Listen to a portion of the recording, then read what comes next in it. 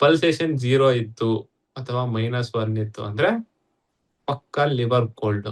ಏನೋ ಮರೆ ನೀನು ಹಾರ್ಟ್ ಅಂತ ಹೇಳಕ್ ಬಂದಿದೀಯಾ, ಲಿವರ್ ಹೇಳ್ತಾ ಇದೀಯ ಅನ್ಕೊಂಡ್ರ. ಹಾರ್ಟ್ ಫಂಕ್ಷನ್ ಮಾಡ್ಬೇಕು ಅಂತಂದ್ರೆ ಲಿವರ್ ಬೇಕು. ಯಾಕಂದ್ರೆ ಲಿವರು ತಾಯಿ, ಹಾರ್ಟ್ ಮಗ, ಹೌದಲ್ವಾ? ತಾಯಿ ಮಗ ಬೆಳವಣಿಗೆ ಆಗಿಲ್ಲ ಅಂದ್ರೆ 1ನೇ ಕ್ಲಾಸ್ ಇದ್ದಾನೆ ಅಥವಾ LKG ಹೋಗ್ತಾ ಇದ್ದಾನೆ ಅಂತ ತಿಳ್ಕೊಳ್ಳಿ.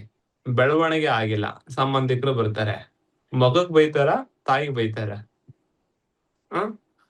ಇವಾಗ ನಾನೇನೋ ತಳ್ಳಗಿದ್ದೇನೆ ಅಂದ್ರೆ ಡೈರೆಕ್ಟ್ ಬಂದ್ ನನಗ್ ಬೈತಾರೆ, ನನ್ ಬಿಟ್ಬಿಡಿ, ದೊಡ್ಡವರಾಗಿರ್ತೀವಿ ಅದಲ್ವಾ? ಸಣ್ಣ ಮಕ್ಳು, ಮಗು, ತಾಯಿ, ಹೌದಲ್ವಾ? ಮಗು 1ನೇ ತರಗತಿ ಇದೆ, 2ನೇ ತರಗತಿ ಇದೆ, ಬ್ಲಡ್ ಡಿಫಿಷಿಯನ್ಸಿ ಇದೆ, ಮಂದ ಇದ್ದಾನೆ, ಹೌದಲ್ವಾ? ಏನೋ ಒಂಥರ ಇದಾನೆ ಅಂತಂದಾಗ ಬೈತಾರಲ್ವಾ? ಹೆಂಗ್ ನೋಡ್ಕೊಂತ ಇದೀಯ, ಆಗ್ತೀಯಾ ಇಲ್ಲ ಇವನಿಗೆ ಅಂತಾರಲ್ವಾ? ಆಗ್ತೀಯಾ ಇಲ್ಲ ಇವಳಿಗೆ ಅಂತಾರಲ್ವಾ?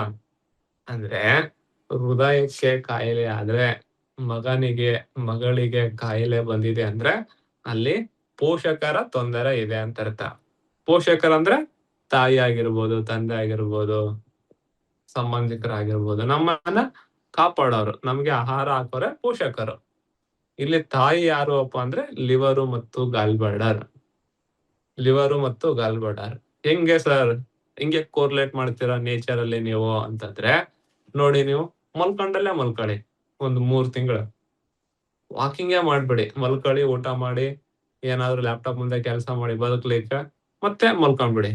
ಒಟ್ಟ ವಿಂಡೇ ಕ್ರಿಯೇಟ್ ಮಾಡ್ಕೋಬೇಡಿ, ನಡೆದಾಡಕ್ಕೆ ಹೋಗ್ಬೇಡಿ, ಹೌದಲ್ವಾ? ನಡೆದಾಡಿಲ್ಲ ಅಂದ್ರೆ ನಿಮಗೆ ವಾಯು ತತ್ವ ಕ್ರಿಯೇಟ್ ಆಗಲ್ಲ. ವಾಯು ಬೇಕಂದ್ರೆ ನಡೆದಾಡ್ಬೇಕು, ವಾಕಿಂಗ್ ಮಾಡ್ಬೇಕು, ಎಕ್ಸರ್ಸೈಸ್ ಮಾಡ್ಬೇಕು, ವಿಂಡ್ ಕ್ರಿಯೇಟ್ ಆಗಂತ ಕೆಲಸಗಳು ಮಾಡ್ಬೇಕು. ನೀವು 3 ತಿಂಗಳಲ್ಲ, ಜಸ್ಟ್ ಒಂದು 15-20 ದಿನ ಮಾಡಿ, ವಿಂಡ್ ಕ್ರಿಯೇಟ್ ಆಗದಂತ ಕೆಲಸಗಳನ್ನ ಮಾಡಿ.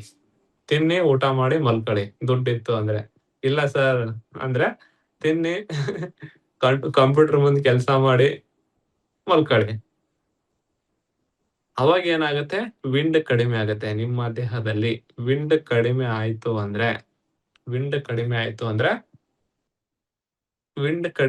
ಅಂದ್ರೆ ಚೆಸ್ಟ್ ಪೇನ್ ಬರಕ್ ಸ್ಟಾರ್ಟ್ ಆಗುತ್ತೆ. ಅಬ್ಸರ್ವ್ ಮಾಡಿರಾ? ತಿಂದಿರೋ ಜೀರ್ಣ ಆಗಿಲ್ಲ ಅಂದ್ರೆ ಒಂಥರ ಅಜೀರ್ಣ ಆಗುತ್ತೆ, ಹೌದಲ್ವಾ? ಪಿತ್ತ ಆಗಿದೆ ಅಂತಾರೆ, ಏನಪ್ಪ ಏನೋ ಕೂತ್ಕೊಂಡಂಗಾಗಿದೆ ಅಂತಾರೆ. ತಿಂದಿರೋ ಜಸ್ಟ್ ಜೀರ್ಣ ಆಗಿಲ್ಲ ಅಂದ್ರೆ ನಿಮ್ಗೆ ಚೆಸ್ಟ್ ಬರ್ನಿಂಗ್ ಆಗುತ್ತೆ, ಪಿತ್ತ ಆಗುತ್ತೆ, ಅಸಿಡಿಟಿ ತರ ಆಗುತ್ತೆ, ಗ್ಯಾಸ್ಟ್ರಿಕ್ ತರ ಆಗುತ್ತೆ. ಏನೋ ಪಿತ್ತ ಆಗಿದೆ ಅಂತಾರೆ ನಮ್ಮ ಹಳ್ಳಿ ಕಡೆ ಜನ. ಏನೋ ಬಂದಿದೆ ಅಂದ್ರೂ ಕೂಡ ಪಿತ್ತ ಆಗಿದೆ ಅಂತಾರೆ. ಸುಮ್ನೆ ನಾವು ಹ್ಮ್ ಅಂತಿರ್ತೀವಿ. ಕೋಲ್ಡ್ನೆಸ್ ಆಗಿರುತ್ತೆ. ಪಿತ್ತ ಅಂದ್ರೆ ನಾವ್ ಇಲ್ಲಿ ಹೀಟ್ ಅಂತ ಕಲಿತೀವಿ, ಹೌದಲ್ವಾ? ಕಫ ಆಗಿದ್ರೆ ಕೋಲ್ಡ್ ಅಂತ ಕರಿತೀವಿ. ಮೊನ್ನೆ ನಮ್ಮ ಡಿಸ್ಟಿಕ್ DC ಸರ್ ಬಂದಿದ್ರು, ಅವರು ಹೇಳ್ತಾ ಇದ್ರು, KS 2nd ರ್ಯಾಂಕ್ ಅವರು, ಪಿತ್ತ ಆಗಿದೆ ಸರ್ ನನಗೆ. ಹೆಂಗೆ ಪಿತ್ತ ಹೇಳ್ತೀರಾ? ತಿರ್ಗಂಡ್ರೆ ದಮ್ ಬರುತ್ತೆ, ಆಯಾಸ ಆಗುತ್ತೆ, ತಿಂದಿರೋ ಜೀರ್ಣ ಆಗ್ತಾ ಇಲ್ಲ, ನಿದ್ದೆ ಬರೋದಿಲ್ಲ.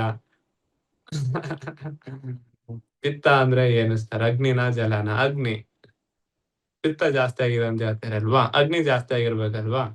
ಅಗ್ನಿ ನಿಮ್ ಕೈಗೆ ತಂದ್ಬಿಟ್ಟು ಒಂದಿಷ್ಟು ಅಗ್ನಿಯನ್ನ ಹಾಕ್ತೀನಿ. ಹಾಕಿದಾಗ ಎಷ್ಟು ತಣ್ಣಗಿದೆ ಅಂತೇಳಿ ಅಲ್ಲೇ ಹಿಡ್ಕೊಂಡ್ ಕುಂದಿರ್ತೀರಾ ಅಥವಾ ಬಿಸಾಕ್ತೀರಾ ಅಂದೆ. ಬಿಸಾಕ್ಬೇಕಾಗತ್ತೆ.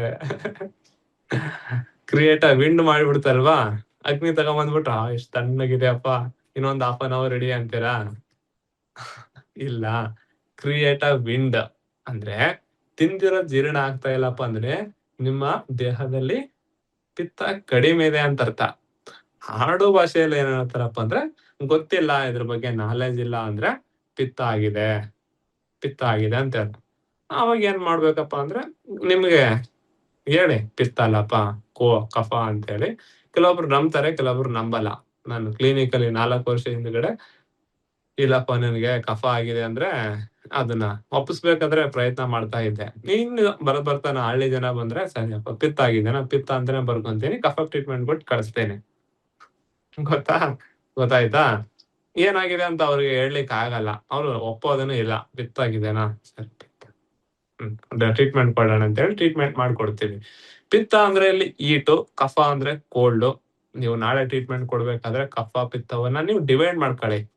ಮುಂದಿರೋ ವ್ಯಕ್ತಿಗೆ ಕನ್ವಿನ್ಸ್ ಮಾಡಕ್ ಹೇಳಿ. ವಿದ್ಯಾವಂತ ಇದ್ನಂದ್ರೆ ಪಿತ್ತ, ಕಫ, ಹೀಟು, ಕೋಲ್ಡು, ಇನ್ನು ಯಾಂಗ್ ಅನ್ನ ತಿಳಿಸಿ. ಅವಿದ್ಯಾವಂತ ಇದ್ನಂದ್ರೆ ಪಿತ್ತ ಆಗಿತ್ತು, ಪಿತ್ತ ಆಗಿದೆ ಸರ್ ಸಿಕ್ಕಾಪಟ್ಟೆ ಅಂತಂದ್ರೆ, ಕಫ ಆಗಿ ಬಂದಿದ್ನ ಅಂದ್ರೆ ಕೋಲ್ಡ್ನೆಸ್ ಇಂದ ಬಂದು ಕೂಡ ಪಿತ್ತ ಆಗಿದೆ ಸರ್ ನನಗಂದ್ರೆ ನೀವು ಪಿತ್ತ ಅಂತಾನೆ ಬರ್ಕೊಳ್ಳಿ. ಕಫಕ್ಕೆ ಟ್ರೀಟ್ಮೆಂಟ್ ಕೊಡಿ. ಮುಂದಿನ ವಾರ ಬಂದಾಗ ನಿನ್ ಪಿತ್ತ ಹೇಗಿದೆ ಅಂತ ಕೇಳಿ ಅಷ್ಟೇ.